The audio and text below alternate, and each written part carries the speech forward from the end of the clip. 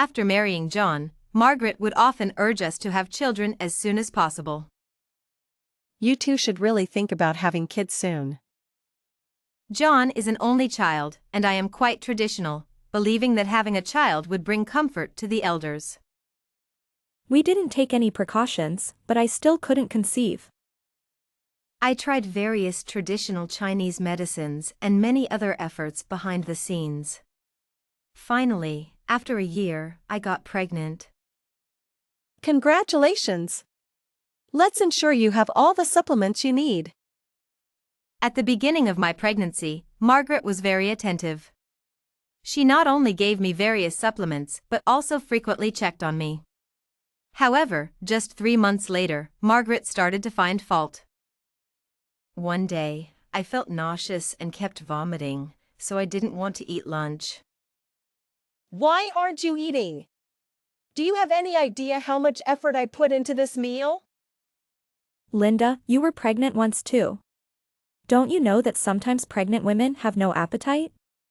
My stomach is really uncomfortable today. Even if I eat, I will just throw it up. Already feeling very irritable during pregnancy, I didn't mean to cause trouble, but her unreasonable behavior repeatedly made me unable to bear it. I get up early every day to cook for you, and you still complain. You are clearly picking on me because today's noodles don't have meat. Who can eat meat every day? You stay at home and don't work. Shouldn't you save the money my son earns? Do you think I want to stay home? You said you were worried about the baby's position and asked me to resign. Now you are blaming me for not earning money. At this moment, John came home from work and separated us. Margaret is also having a hard time. Try to be more tolerant. I felt so wronged. It wasn't my fault, but he didn't understand me at all. To avoid making things difficult for John, I tried to ignore Margaret's outbursts. When she yelled outside, I would cover my ears in the room, pretending not to hear. By the 8th month, I was already having difficulty moving. My feet were so swollen from pregnancy that I couldn't even wear slippers. One day, she asked me to hang clothes on the balcony. Linda, can you hang these clothes?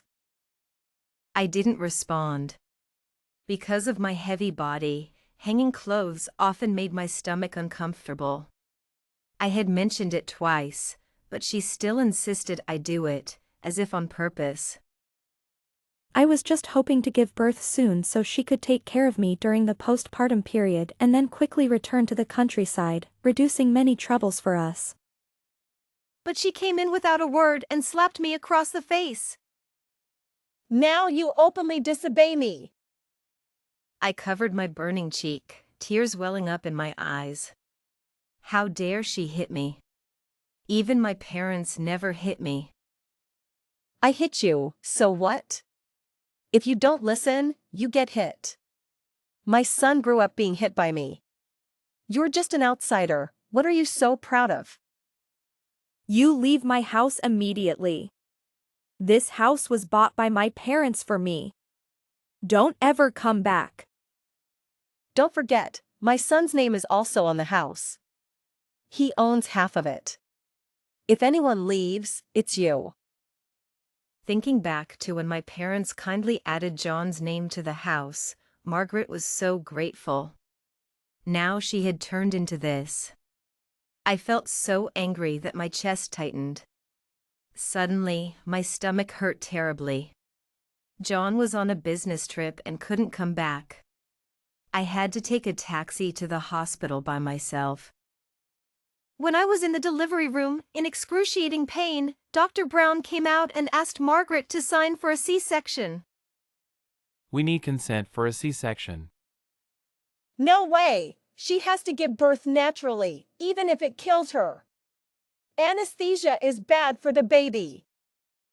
I heard Margaret's words clearly from outside the door and almost fainted from anger.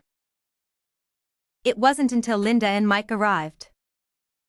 What is going on here?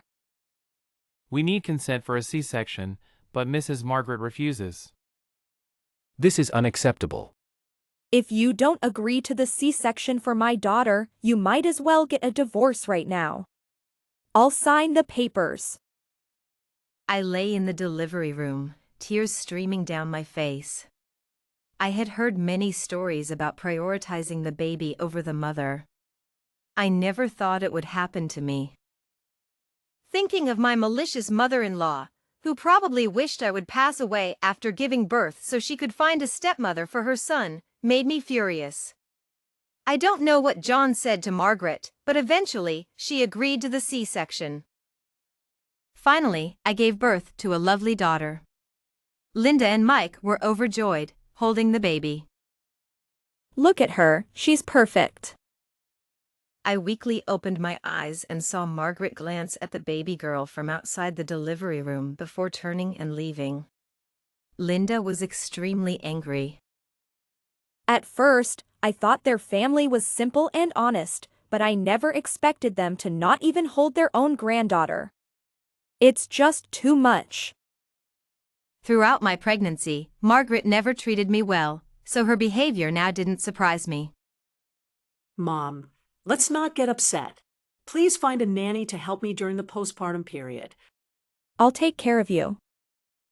During the 2 weeks I stayed in the hospital, Margaret never visited me once. John called to say he was too busy to come back.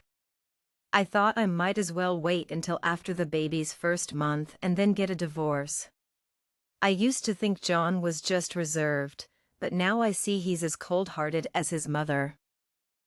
Margaret's excuse was that the fields back home needed tending, and there was no one else to do it. I didn't pay her any mind. It wasn't even harvest season, her words were just an excuse.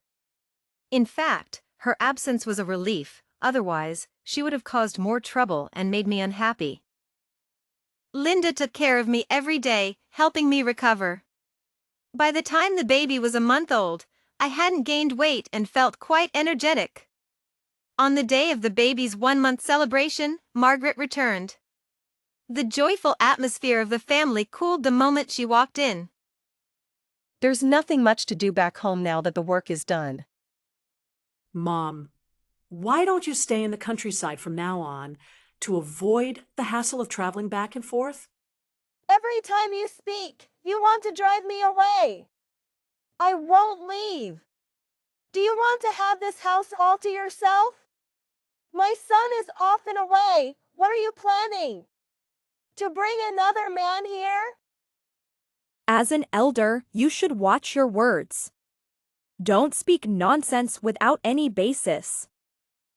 Just gave birth to a girl, what's there to be proud of? Who knows, I might sell her one day. Keeping her is just a waste of food. If you dare to harm my daughter in any way, I'll take you and your son to court. Try me. Now get out of my house. Margaret exploded upon hearing this. Look, everyone, this daughter-in-law is bullying her mother-in-law. She's trying to kick me out while my son is away. Since the door was wide open, it indeed attracted some people. People loved to watch a scene, and soon everyone was gossiping. A daughter-in-law shouldn't behave like this. Respecting the elderly is a virtue in our culture. Sister-in-law, get up. The ground is cold. The people speaking were all around Margaret's age, probably sympathizing with her. Fine, since you want to make a scene, let's let everyone judge. You all know I'm in my postpartum period. Has anyone seen Margaret coming in and out of the neighborhood during this time? I had a C-section at the hospital and she went back to her hometown. She only stepped in today because it's my daughter's 1-month celebration. You tell me why that is. The 3 elderly people who had spoken earlier immediately took my side. A mother-in-law taking care of her daughter-in-law is only right. Yes, the child is part of our family too. How can you not take care of her for even a day? No wonder the daughter-in-law is angry. If it were my daughter-in-law, she would have kicked me out long ago. Seeing everyone siding with me, Margaret angrily pushed the 3 speakers out of the house and slammed the door shut. Mom, you've worked hard this month. Go home and rest. I'm fine here. Having taken care of me for a month, Linda looked exhausted. I couldn't bear to see her like this and sent her home. Margaret, realizing she had no ground to stand on, stayed silent. The next day, she came in with hot water, saying she wanted to wash the baby. This water is scalding hot. Let it cool down. She directly poured the hot water on my hand. Furious, I slapped her. Just then, John walked in. Son, you're finally back. Look at this. Your wife abuses me like this every day. I can't live like this anymore. I raised you with so much difficulty, and now I have to suffer her bullying. You clearly scalded me with hot water and I hit you in response. How can you say I'm abusing you? Should we get the injuries checked? You scalded yourself and blamed me. I kindly brought the water over, never said to use it directly on the baby. I think you have postpartum depression and are deliberately framing me. Faced with someone so unreasonable, I felt it was impossible to communicate. John, you have to be fair. Unexpectedly, John went to comfort Margaret. Mom, you know many women become unreasonable after giving birth. You're older, just bear with her a bit. After Margaret left, John looked at me with a bit of reproach. Mom is getting old. Can't you just give in to her a little? Hitting her was wrong. I knew that, although Margaret was unreasonable, I shouldn't have hit her. But I was just so upset. This matter was eventually left unresolved. John's monthly salary was handed over to Margaret, who then bought things for the household. Since I couldn't go out during my pregnancy, Margaret temporarily managed the household expenses. But she became increasingly stingy.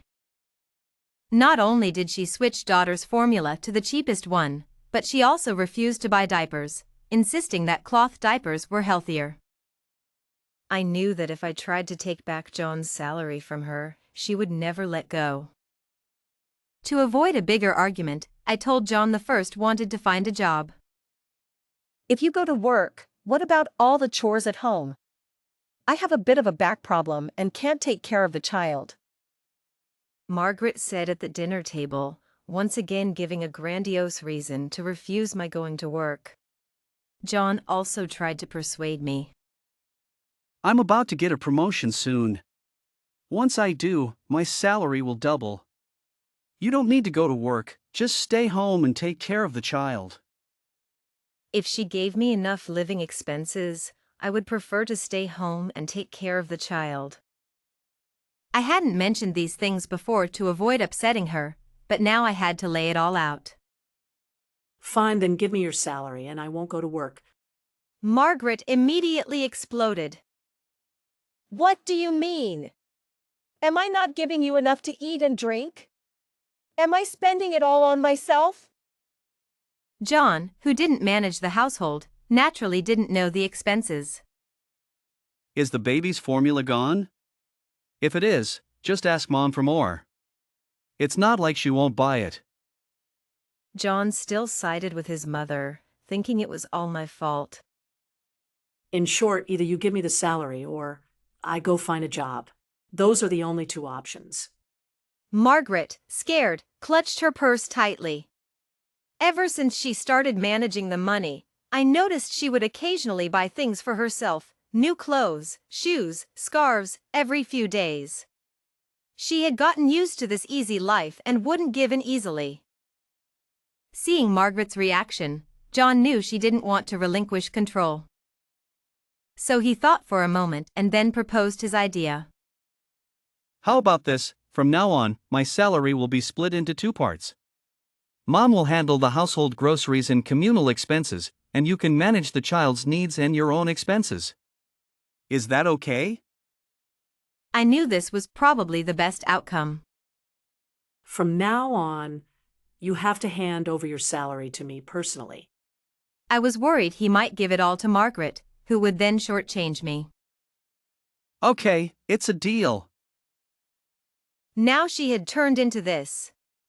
I felt so angry that my chest tightened. Suddenly, my stomach hurt terribly. John was on a business trip and couldn't come back. I had to take a taxi to the hospital by myself. When I was in the delivery room, in excruciating pain, Dr. Brown came out and asked Margaret to sign for a C-section. Margaret, we need your signature for a C-section. No way, she has to give birth naturally, even if it harms her. Anesthesia is bad for the baby.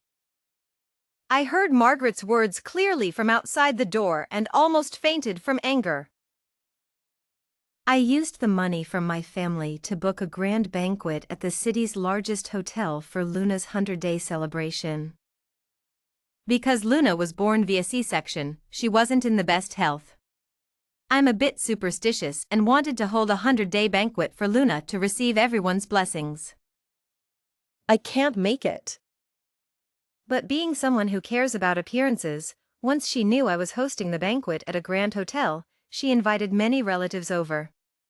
Originally, I had only booked 5 tables, but because of her, I had to add 10 more. For the first time, Margaret held Luna and smiled happily.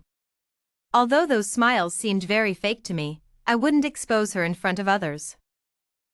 Since there were many guests, I had to attend to everyone. I ran out of the hotel to buy more snacks and drinks, leaving Luna with Margaret.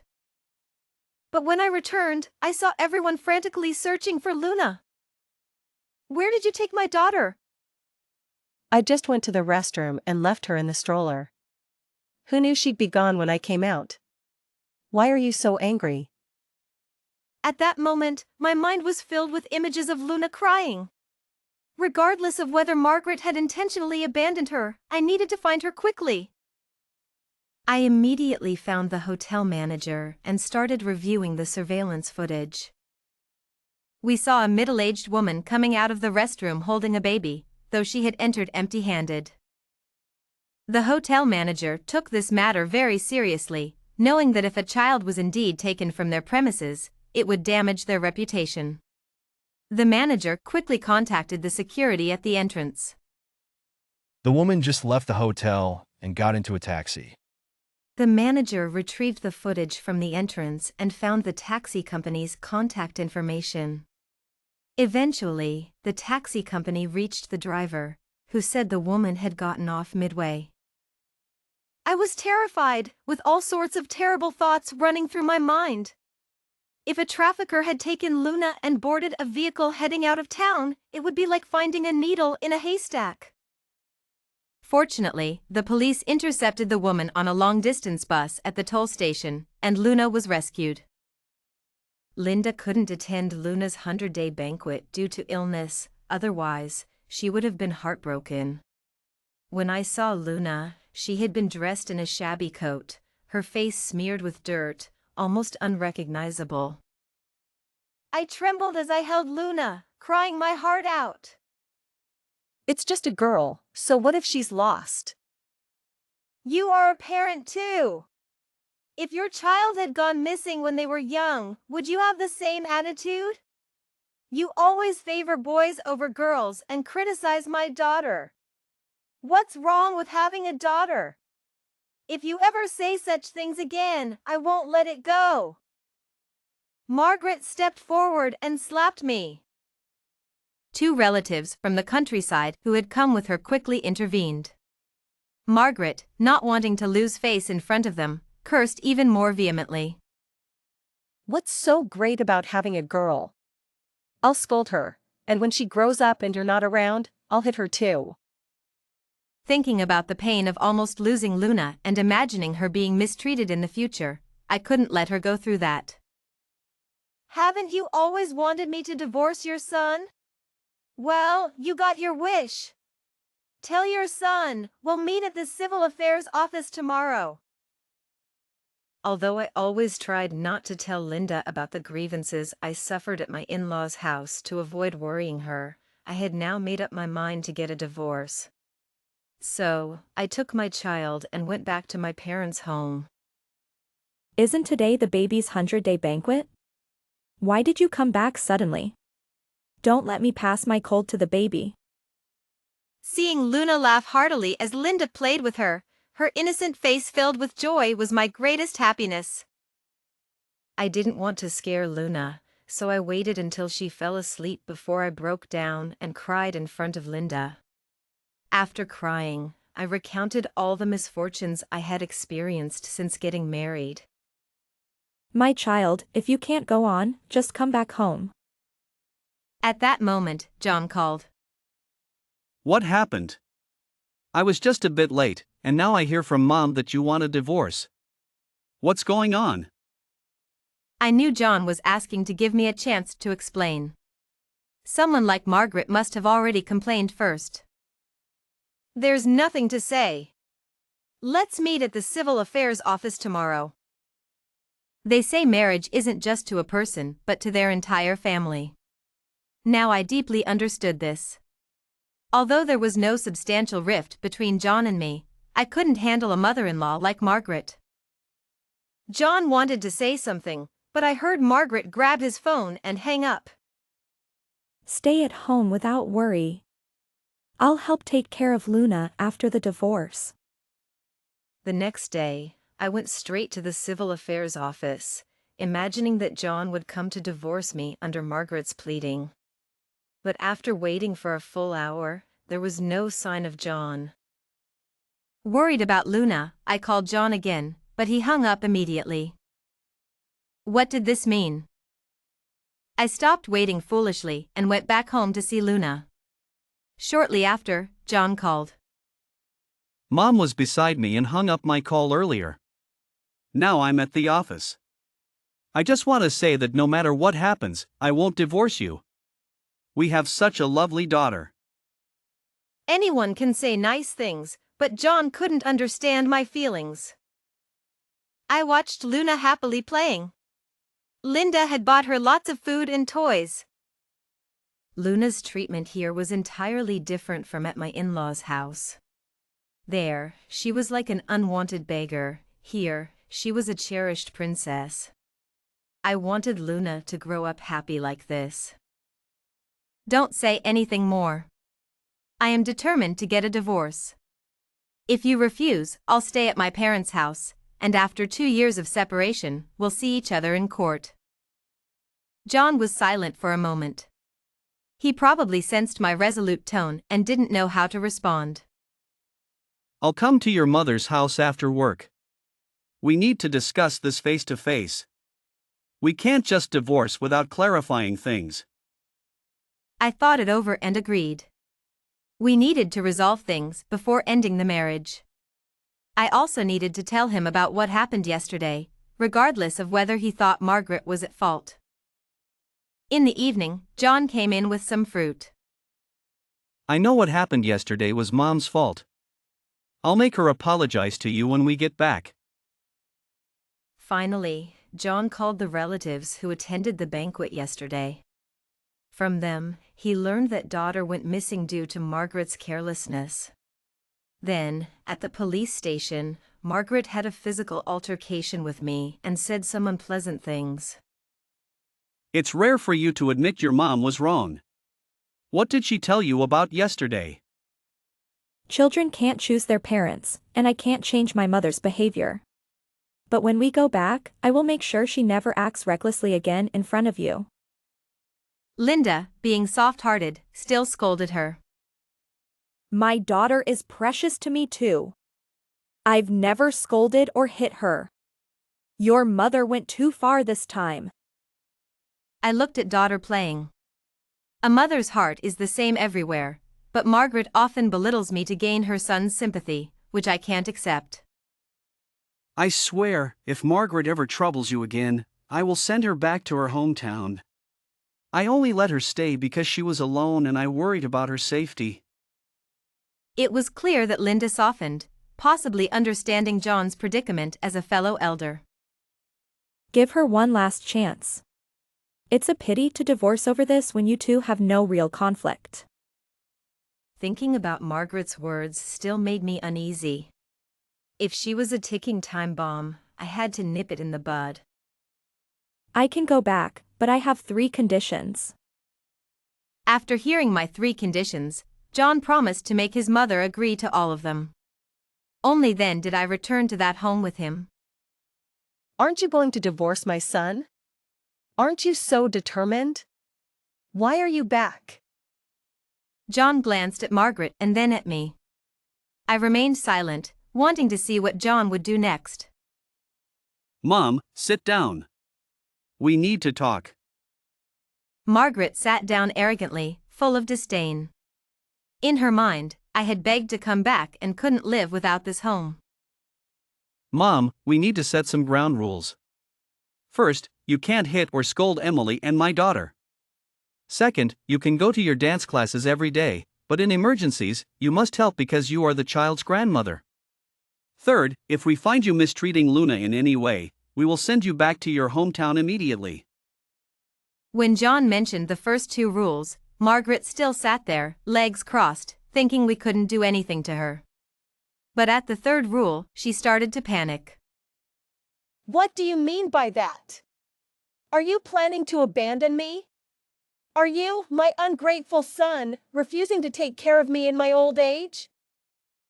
I still said nothing, looking down at my daughter. This time, I wanted John to take the lead. I wouldn't say a word. You must have instigated my son.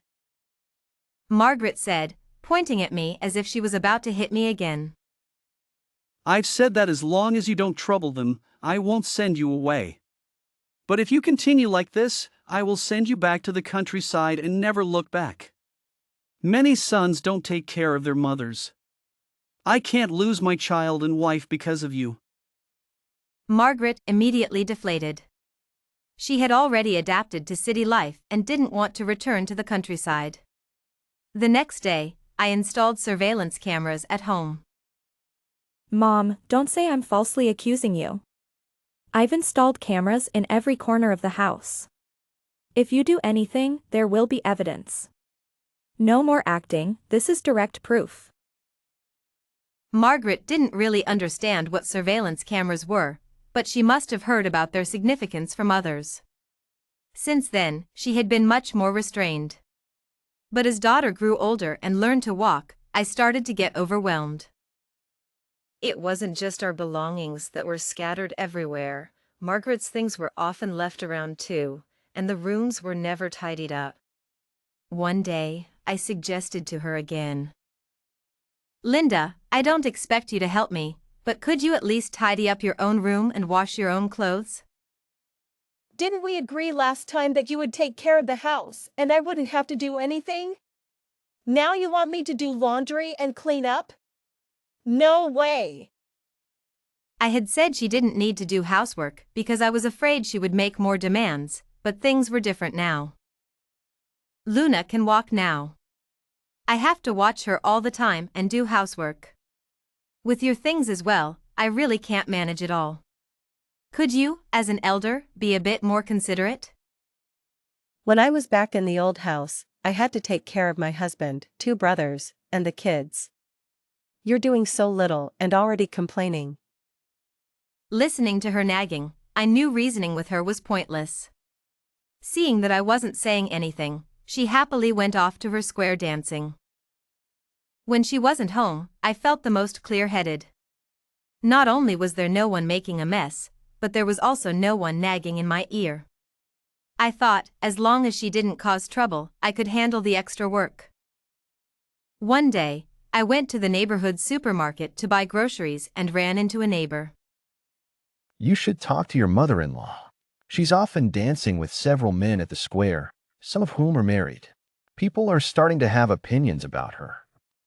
I had thought Margaret was just doing the usual group dances, but it turned out she was now dancing with partners. Recently, she had been paying more attention to her appearance and even started wearing lipstick. I thanked the neighbor and went home just as Margaret returned. I relayed what the neighbor had said to her. Which gossiping woman is talking behind my back? Of course, I couldn't reveal the neighbor's name, so I just advised her to be more discreet and avoid being talked about. You're just jealous because I refused to do chores this morning. If you had the guts, Go dance too. Don't just focus on your precious daughter. I had to scare her a bit. If you hang out with those married old men, you should know that some people here are quite influential. If they bring their children to confront you, don't say I didn't warn you. This isn't the countryside where everyone knows each other. They might think you're deliberately trying to seduce their husbands. Margaret only paid attention when something affected her own interests. She pondered my words for a moment. Then I'll just find someone without a spouse, okay? I thought that was the end of it. She danced her square dances every day, and I took care of the house, avoiding any further conflicts. But it wasn't long before she started causing trouble again. Luna is growing up, and you should have another child. We need a boy to carry on the family name.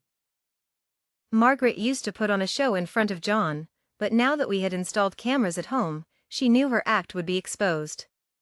So, she voiced her opinions at the dinner table instead.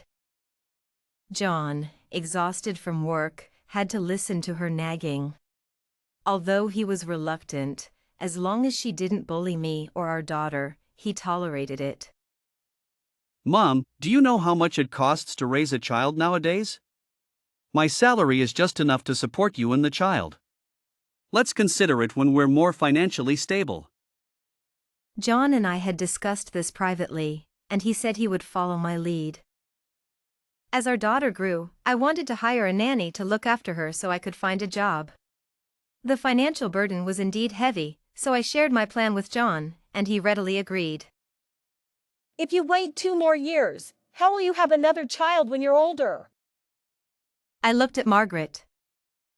If you want me to have a second child, then you need to cover the living expenses for raising the child. Can you stay home and look after Luna?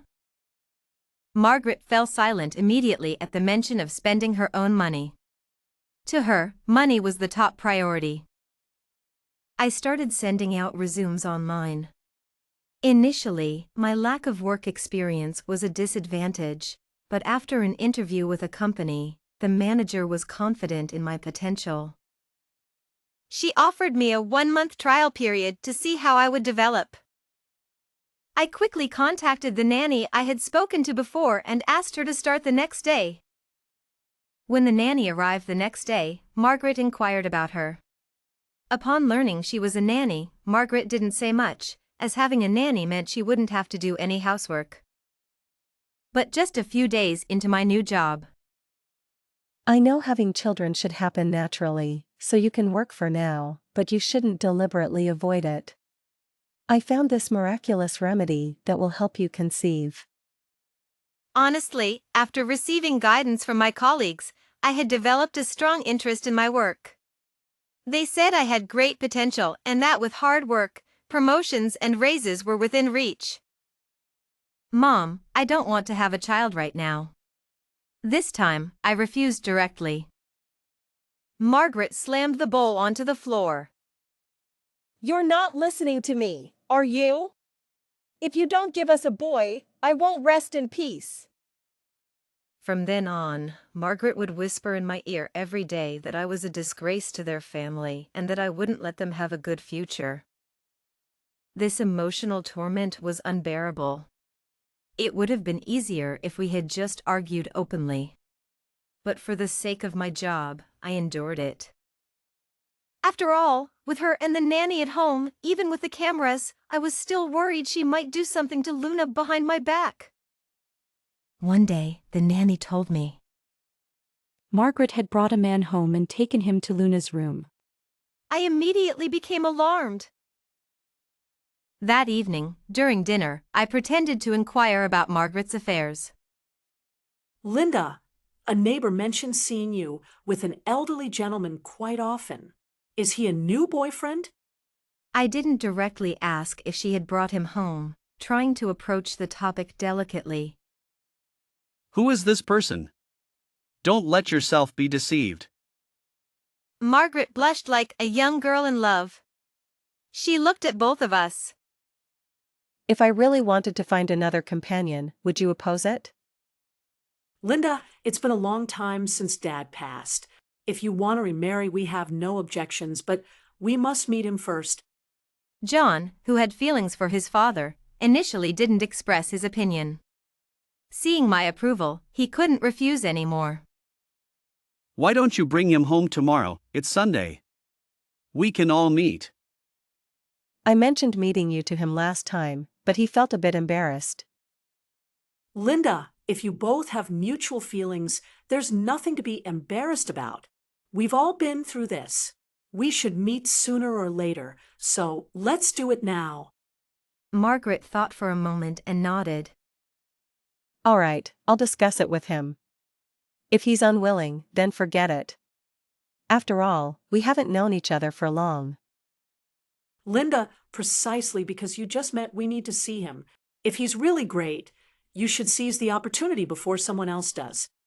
He's wonderful, skilled in many arts. Several people in our dance group like him. If that's the case, what is he afraid of? Why not meet us? Margaret was finally persuaded. She stopped eating and went to her room to make a call. After a while, she came out and said she would bring her boyfriend to meet us the next day. The next day, I bought a lot of food and meat, waiting for the future father-in-law to arrive. When he walked in, I was surprised to find he was someone I knew, though he didn't recognize me. I pretended not to know him. During dinner, he even had a couple of drinks with John, and they got along well. After he left, Margaret eagerly asked for our opinions. He is quite knowledgeable, and we both enjoyed playing chess. We could often play together after the marriage. You don't have any objections, do you? I do have an objection because I know this man. He is not a good person. Margaret exploded upon hearing it. You just don't want me to have my own happy life. You're trying to break us up out of jealousy. I found it utterly ridiculous. Margaret, if you marry him, you'll live with him, which is something I would be thrilled about. Why wouldn't I want that? And what is there to be jealous of? Do you think he's better than your son? Margaret was left speechless. Let me tell you about this man. I visited his home when I was a child because his wife was my mother's best friend. Back then, he had 2 affairs behind his wife's back. When she found out, she made a scene at his workplace, and he was eventually fired. He might look decent, but he's unfaithful. That was all in the past. What does it have to do with now? People mellow with age. Margaret was clearly infatuated with him and wouldn't budge. A person's nature doesn't change. If he could be unfaithful back then, that won't change. Mom, just break up with him. All right then. Her readiness made me suspicious. I told the nanny to call me if she saw Margaret bringing that man into our home again. Sure enough, the next day, Margaret brought the man to our house, and the nanny called me. I immediately turned on the camera on my phone. That evening, at the dinner table, I directly brought up Margaret bringing someone home. Linda, didn't you say you were going to break up with him? Why did you bring him home again? Did Lily tell you? That gossip, I'll fire her tomorrow. I played the surveillance video on my phone. In the video, Margaret led the man into the house, then into her room. An hour later, Margaret came out disheveled and went to the bathroom. Meanwhile, the man was rummaging through the room. Isn't he a thief? No, I had a stomachache and went to the bathroom, and he was helping me find something. Then, in the video, the man sneaked into Luna's room while Lily was in the kitchen. Luna was sleeping on the bed, and he sat beside her, watching. Suddenly, he reached out and touched Luna's face. When I saw that part, I wanted to beat the old man up. Luna is the apple of John's eye, and when he saw this, he angrily threw his bowl. If you don't break up with this old creep, you can both get out. What's the big deal if he likes to touch Luna? We often touch Luna too. He's an outsider. If he were her real grandfather, I wouldn't question it. This was clearly abnormal, but Margaret was blatantly lying. Dealing with an unreasonable mother-in-law was already enough to drive me crazy, and now with a father-in-law like this, I would completely lose it. Margaret started throwing a tantrum on the floor. You are all unfilial and just don't want me to be happy. Even with the video evidence, she still defended the outsider, and John was furious too. The next day, Margaret packed her things and moved in with the old man. You should bring Mom back. What if she gets deceived? Let her suffer a bit, and she'll come back. I had done my best. With Margaret gone for a month, the house finally became peaceful. Every day when I went to work, I no longer had to worry about Margaret causing trouble at home. After work, the three of us enjoyed our time together.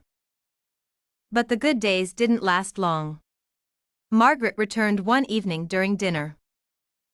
Everyone's eating, huh? The food looks good. Looking at her gaunt face, she seemed much more haggard than when she was at home. I didn't say anything. I heard from the neighbors that Margaret often arrived late for square dancing now. She was taking care of the old man, cooking and doing laundry for him.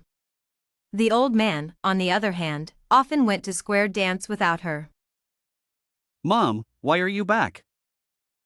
Aren't you supposed to get paid soon? You're working like a servant at his place, and he doesn't give you any money? He said his pension hasn't arrived this month, so I'm using mine first. I stifled a laugh as John put down his chopsticks. If he had a pension, it would be deposited on time. You're working for free and still using my money to support him? No way. You promised me that money. I can spend it however I want. I give you money for this family, not to support someone else. I wanted to get up and take Luna to our room, feeling this topic wouldn't be resolved anytime soon. I'd rather go to bed early than waste time on this. Stop right there. My son used to be very filial. Did you whisper in his ear while I was away?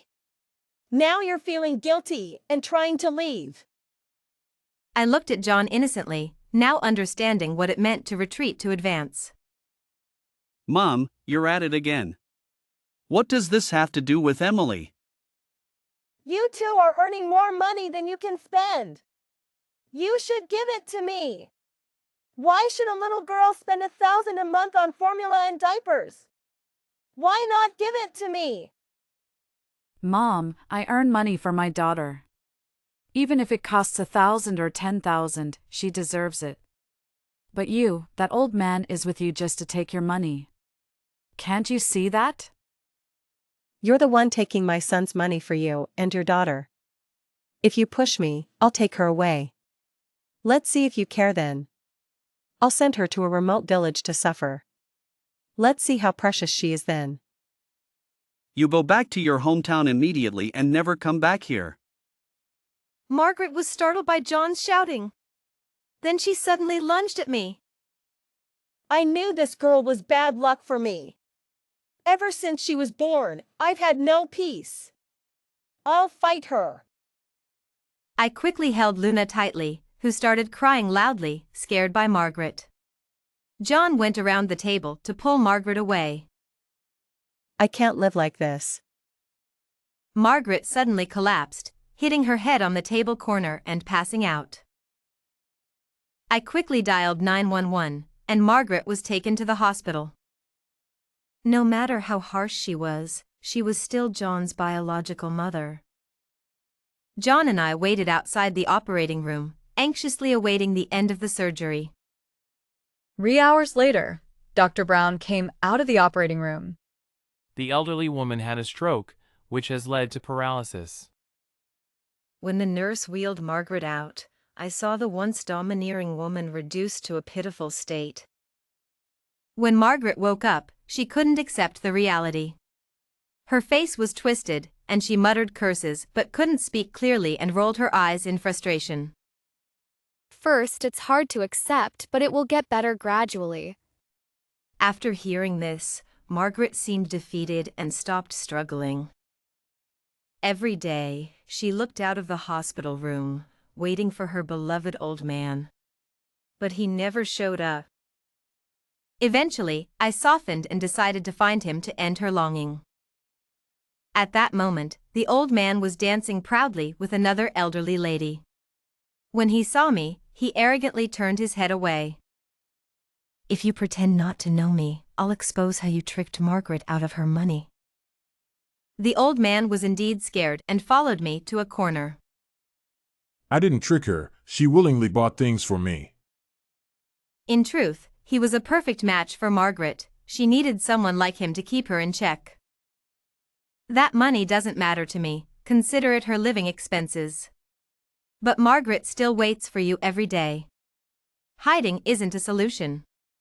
If you don't go and explain things to her, return the money you spent. Otherwise, I'll make sure everyone in the dance group knows. Your choice." In the end, the old man agreed to go to the hospital the next day. When Margaret saw him, her face lit up as if to tell us her true love had arrived. The old man placed some fruit on the table and started talking about breaking up while standing. "Grace, I shouldn't have come. We're not married, but I thought I'd come and say that we're not suitable for each other. Don't think about me anymore. I've decided to be with Alice, and we're getting married next month. You're welcome to attend the wedding if you want." Margaret immediately burst into tears, mumbling in protest. Even I was moved by her deep feelings. At that moment, she was just a woman abandoned. "That's it, I'm leaving. I never liked you. You're too hot-tempered and not gentle at all. Take care of yourself." As he left, Margaret rolled her eyes and fainted again. I called the nurse, who winked at me. It turned out Margaret was pretending, feeling embarrassed in front of me. "Nurse, please give Margaret a sedative. She's too agitated right now." John and I had taken time off and exhausted ourselves to care for Margaret during her hospital stay. During dinner one evening, John discussed with me, "Hopeful, we can't go on like this. We're both going to wear ourselves out. Mom's temper is getting worse, and it's starting to get to me." Hopeful, how about we find a nursing home for Mom? Shy, or you could quit your job and take care of Mom at home? In our village, if someone didn't take care of their elders, they would be labeled as unfilial. Serious, all right, then. Currently, Luna's expenses plus the nanny's fees are $10,000 a month. When Mom returns, she'll need various supplements. You'll need to give me $20,000 a month. Since I started working, Luna and the nanny's expenses have been covered by my salary. Shocked, that much? Serious, I haven't asked you for money, but that doesn't mean your salary is enough. You earn $15,000 a month, and I split it between myself and Mom. Many expenses are covered by me. Thoughtful, how much does a nursing home cost per month? Serious, I checked. A mid-range one costs $5,000 a month. After calculating, it was clear that sending Margaret to a nursing home was more suitable. Serious, but you have to be the one to tell her, or she will resent me. Serious, Mom, it's time for you to be discharged, but we both have to work. We've found a nice nursing home for you. Margaret's eyes turned sharp, clearly unwilling. Serious, if she had treated me better in the past, I might have sacrificed for her as a daughter-in-law. But remembering all the wrongs she had done to me, I felt no sympathy for her. At that moment, her gaze was like a knife cutting through me. Serious, Mom, this was my idea. Emily also needs to work and support the family. The nursing home we found for you is very nice. You'll have many peers there and won't feel lonely. No matter how fierce Margaret's gaze was, that afternoon, John and I completed her discharge procedures. The nursing home was quite nice overall, with a lush garden and a pleasant environment. The caretaker was a woman in her 40s, looking quite strong. Friendly, hello, let me show you to the room. After completing the paperwork, we followed her to the room. Unfriendly, is there no single room? Friendly, yes there are. A two-person room is 8,000, and a single room is 10,000. John fell silent. I had also asked about the prices, and 5,000 was what we could afford. Although Margaret had a stroke, she could still hear, even if she couldn't speak. She started protesting, making incoherent sounds continuously. Friendly, you can leave now. I'll take care of the rest. New residents are like children starting kindergarten, but they'll gradually adapt. Margaret shook her head vigorously, as if she wanted to bang it against the wall. The caretaker quickly moved her to the bed and covered her with a blanket. Cheerful, be good and don't make a fuss. It's time for your nap. The caretaker discreetly pinched Margaret, and she immediately quieted down. I now believed in karma. Because I had seen that action before, Margaret used to pinch Luna like that. So I sent her to this nursing home, which seemed destined for her. Serious, Mom, stay here peacefully. I'll come visit you. As I walked out of the nursing home, the air felt sweet. Life returned to normal, and John and I no longer talked about Margaret's unreasonable behavior. Let's focus on our work progress and dreams for the future. It finally felt like we were truly on the right track in life. Remember those chaotic days when Margaret lived with us? They feel like a nightmare now. Perhaps because we had been through such chaotic times, we now cherished our peace even more. But as a daughter-in-law, I still had to visit the elderly. On weekends, if the weather was good, I would take Luna for a walk and visit her. John was too busy with work to join us. From a distance, I saw several elderly people gathered around Margaret. I was surprised to see that even someone as difficult as Margaret could attract attention. But as I got closer, I realized it wasn't what it seemed. You've had a stroke and you're still socializing with old John? Shameless. During meals, you deliberately spit at me. How disgusting. If you dare bully anyone again, we'll teach you a lesson. I almost laughed out loud. It sounded like children squabbling. After the others left, I approached. Margaret saw me and her eyes filled with longing. Please, take me home. I saw it clearly but pretended not to understand. Mom, don't get excited. I understand. You mean you like it here and want to thank me, right? No need to thank me, it's my duty. Margaret shook her head desperately, tears streaming down her face. At that moment, the caretaker came over to complain. You still have the nerve to cry? How many times have I told you not to cause trouble? You never listen. What happened? Just now, Margaret said she liked it here very much. Many nursing homes have a reputation, and I knew this one was particularly strict. So, when Margaret saw the caretaker, she immediately fell silent, like a mouse seeing a cat. Your mother-in-law is always causing trouble. Everyone in the room has complaints. If this continues, we'll have to move her to a single room. She's just too difficult. Margaret knew she couldn't leave, and her eyes lit up at the mention of a single room. Sigh, the company is downsizing.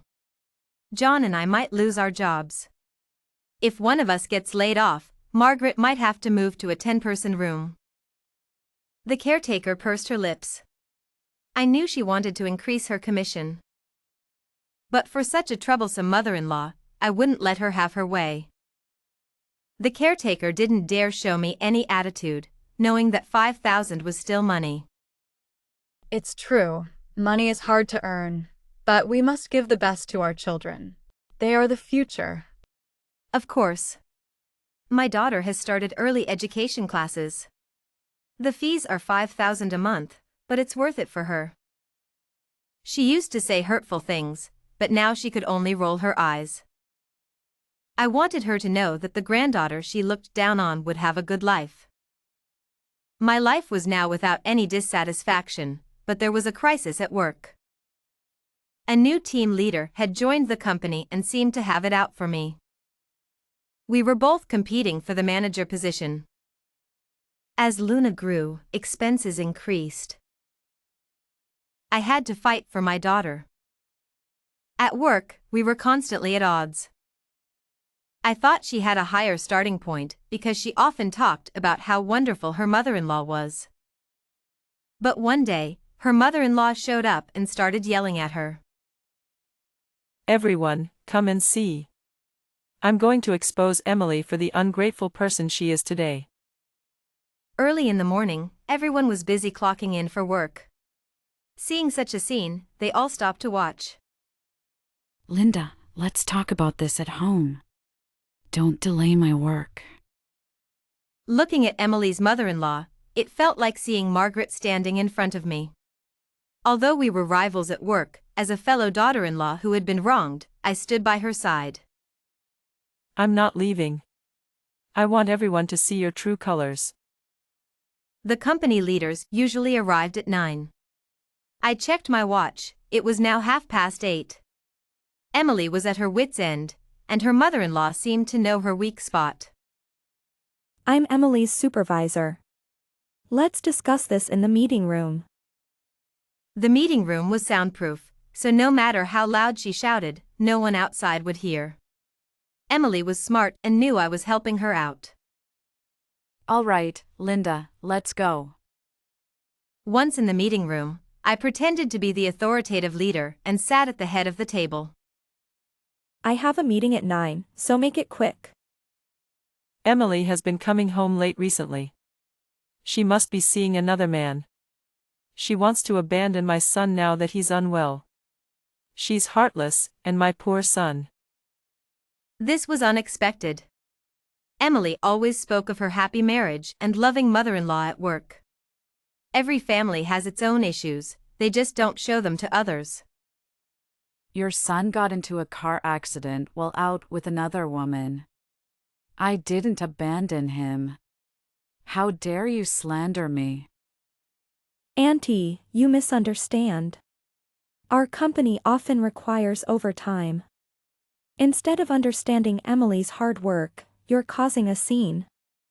Spreading baseless accusations will only push Emily away. Barbara's fear was different from Margaret's. Margaret created trouble to assert her dominance, while Barbara was simply afraid of Emily leaving her son. Is that true? Why would I lie? What good would it do me if Emily got divorced? If she really loved someone else, you couldn't stop her from leaving. The fact that she hasn't left means she still loves your son. You should treat her well. In the end, Barbara apologized and left. Thank you for this, but I won't go easy on you at work. If I wanted to embarrass you, I wouldn't have helped. I don't want to lose a worthy opponent. We smiled at each other. After various trials, I earned the manager position. At the same time, I promoted Emily to deputy manager, and we became a great team. Margaret remained the same, and Dr. Brown said she would stay that way. When I visited her at the nursing home, her personality had changed a lot. Without John and me to cater to her, she had to adapt to her environment. After her change, I transferred her to a better nursing home. I hope she reflects on her past and finds some happiness in her remaining years. I'm very grateful I chose my career back then. Otherwise, I would have been a housewife, entangled in family affairs and complaints. Luna is growing up healthy, and I work hard every day with happiness.